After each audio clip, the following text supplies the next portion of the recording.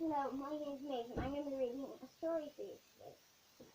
It's called There's a Snake in My School. It's written by David Walliams and the pictures are drawn by Tony Ross.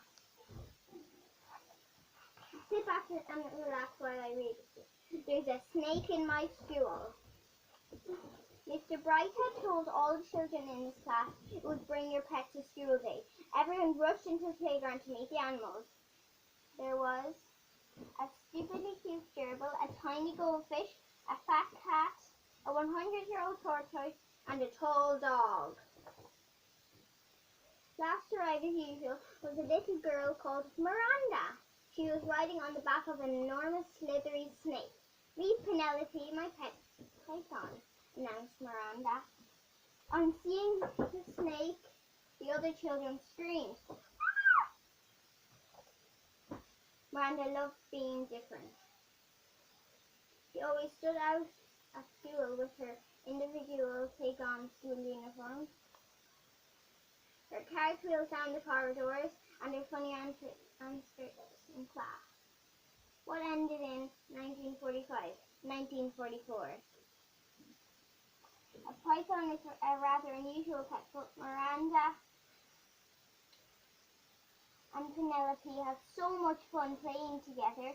For the little girl, the snake would pretend to be a balloon, a scarf, a hula hoop, a telescope, a trombone, and sometimes when they were both being particularly mischievous, a third arm.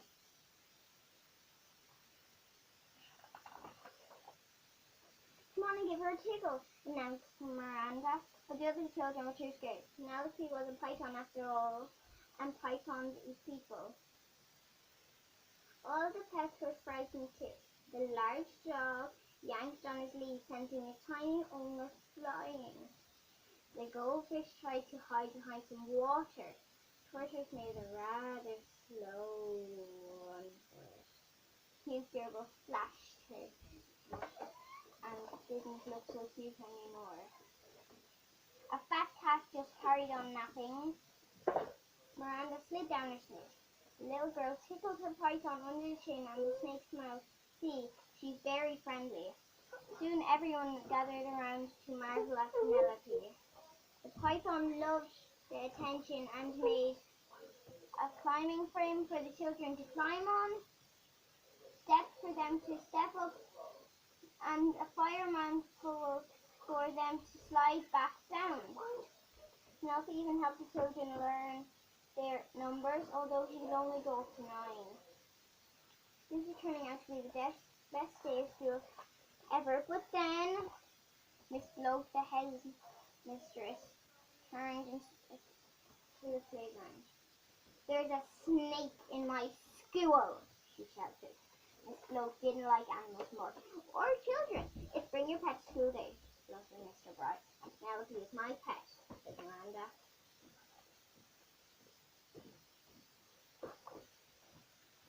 "Miranda, you should have known you would have to be different. A snake is not a pet, it's a menace," snapped Miss Bloke. "Mr. Bright, all these filthy beasts are confiscated." All the girls and boys shouted, "No!" as the headmistress stuffed their pets into the lost property cupboard. Except for Penelope the snake. Miss Bloke had other ideas for her. "This disgusting thing is coming with me," bellowed the headmistress. With that, she dragged the poor python along the corridor to her office. "Where are you going to put Penelope?" asked Miranda. "In the bin." "No!" shouted Miranda. Miss Bloke crammed the snake into her bin and slammed the lid shut. Then she plunked herself down on top so the python couldn't escape. The bin rattled and rattled, but Penelope was trapped. "There's a snake in my school indeed. Get back to your lesson."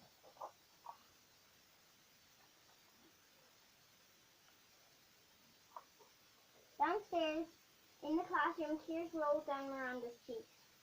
All the children were sad to have their pets taken, but no one was sadder than Miranda.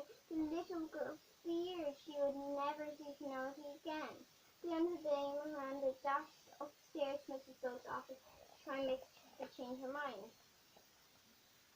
There was no answer, so slowly Miranda pushed open the door only to see Penelope sitting in the headmistress's chair. Miranda ran towards her pet and gave her her youngest book. This float was nowhere to be seen, so the girl grabbed the key on the desk, ran up to the locked property cupboard fast as she could, and unlocked it. All the animals were overjoyed to be set free. Whoosh! To the shouted, hooray! Then Miranda and all the pets slid down Penelope's back into the playground. Penelope entertained everybody again. She made a seesaw for them to seesaw on, a swing for them to swing on, a wheel for them to roll in, a skipping rope for them to skip in. Penelope even helped some of the younger children with the alphabet, although it was hard to do an X.